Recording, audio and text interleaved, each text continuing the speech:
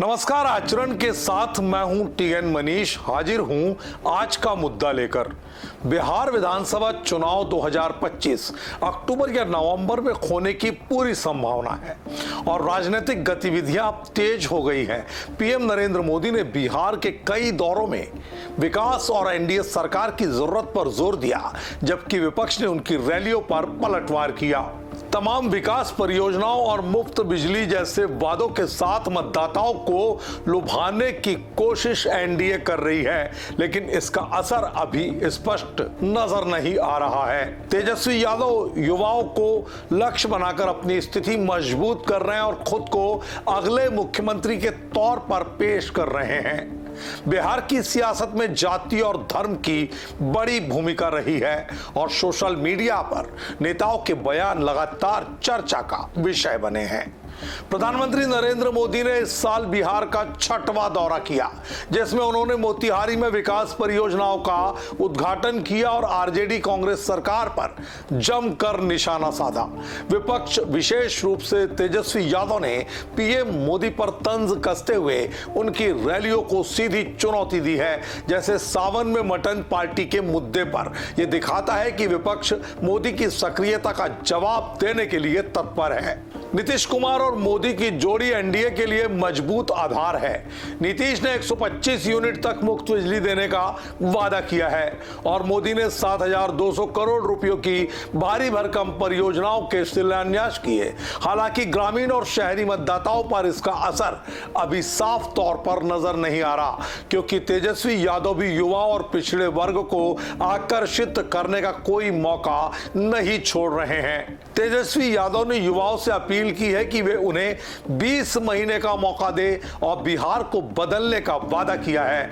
उन्होंने supreme court के फैसले का हवाला देते हुए वोटर आईडी और आधार कार्ड को मान्य करने की बात कही है। सोशल मीडिया पर वे खुद को अगला मुख्यमंत्री बताकर अपनी स्थिति को लगातार मजबूत कर रहे हैं।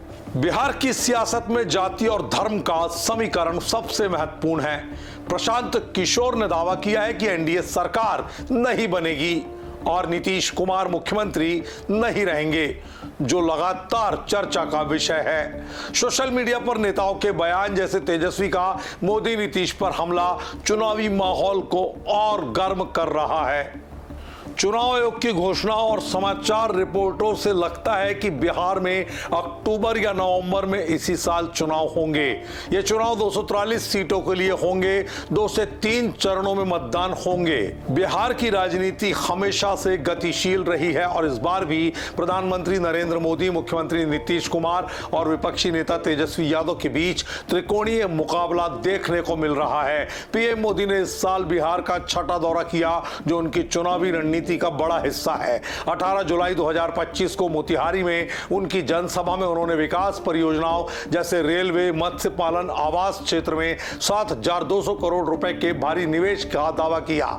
उन्होंने आरजेडी और कांग्रेस पर निशाना साधते हुए कहा कि बिहार का विकास इन दोनों दलों के शासन में थम गया था। तेजस्वी यादव ने पीएम मोदी पर तंज कसते हुए कहा कि उन नेताओं को वे सम्मानित कर रहे हैं जो सावन के महीने में मटन पार्टी करते हैं। ये एक धार्मिक और संवेदनशील मुद्दा बन गया है। इसके अलावा कांग्रेस अध्यक्ष मल्लिकार्जुन खड़गे ने पीएम मोदी पर विपक्ष को तुच्छ समझने का आरोप लगाया है। हालांकि ये बिहार विशेष के बजाय सामान्य सियासी बयान था। कुछ प्रदर्शनकारियों ने मोतिहारी में पीएम मोदी की रैली के दौरान काले झंडे भी दिखाए, जो विपक्षी असंतोष को दर्शाते हैं। सुशासन बाबू यानी नीतीश कुमार और नरेंद्र मोदी की जोड़ी मतदाताओं को लुभाने का कोई मौका नहीं छोड़ना चाहती। नीतीश ने हाल ही में घोषणा कर दी है कि अगस्त 2025 से 125 यूनिट तक बिजली मुफ्त होगी, जो गरीब परिवारों को लुभाने का बड़ा दावा है। इसके अलावा राज्य में सौर ऊर्जा प्रणालियों की स्थापना के लिए 10,000 मेगावाट उत्पादन का लक्ष्य बताया गया है। पीएम मोदी ने पूर्वी चंपारण में विकास परियोजनाओं के उद्घाटन किए। ग्रामीण मतदाताओं को प्रभावित करने की रणनीति का राजनीतिक पंडित इसे हिस्सा मान रहे हैं। विशेषज्ञों का दावा है कि ग्रामीण इलाकों में ये जोड़ी मजबूत है, लेकिन शहरी और युवा मतदाताओं में तेजस्वी यादव का प्रभाव तेजी से बढ़ा है। तेजस्वी यादव आरजेडी के नेता विपक्षी गठबंधन महागठबंधन के लिए एक मुख्य चेहरा है। उन्होंने युवाओं को लक्ष्य बनाकर अपील की है कि अगर 20 महीने का मौका मिला तो वे बिहार की तकदीर और तस्वीर दोनों बदल देंगे। 26 जून के अपने ट्वीट में उन्होंने दावा किया, बिहार के युवाओं से अपील कर रहे हैं कि वो उन्हें 20 महीने का मौका दे दें। ये उनकी रणनीति का हिस्सा है। जबकि पीके यानी प्रशांत किशोर ने ये बयान देकर सनसनी फैला दी है कि नीतीश कुमार इस बार सीएम नहीं बनने वाले और एनडीए भी बिहार चुनाव में सफल नहीं होगी। बिहार चुनाव 2025 में एनडीए और महागठबंधन के बीच कड़ा मुकाबला है। पीएम मोदी और नीतीश कुमार विकास और गठबंधन की ताकत पर भरोसा कर रहे हैं, जबकि तेजस्वी यादव युवाओं और विपक्षी एकता पर दांव लगा रहे हैं। जाति, धर्म और सोशल मीडिया पर नेताओं के बयान इस चुनाव को और रोचक बना सकते हैं। अंतिम परिणाम का इंतजार बाकी है, लेकिन अभी चुनाव की तिथि आने से पहले ही जिस तरह से एनडीए ने कमर कसी है, उससे देखते हुए बिहार में चुनावी माहौल गर्मा गया है और चुनाव की तिथि घोषित होते ही इस माहौल में और तेजी देखने को मिलेगी। बिहार चुनाव को लेकर आपको हमारा ये वीडियो कैसा लगा, कमेंट बॉक्स पर अपनी राय से हमें जरूर अवगत कराइएगा।